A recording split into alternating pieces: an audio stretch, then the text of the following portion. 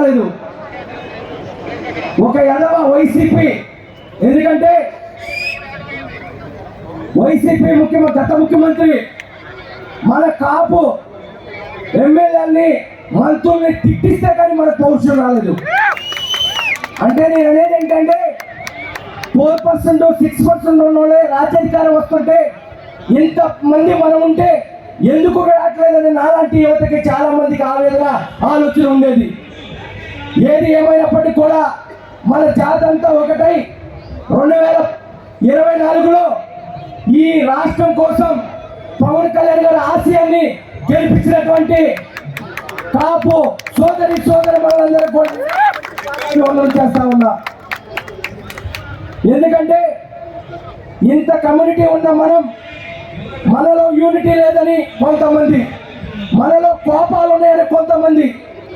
నేను చెప్పేది ఒకటే, చనిపోయిన రంగా గారు చనిపోయారు, మళ్ళీ పుట్టరు.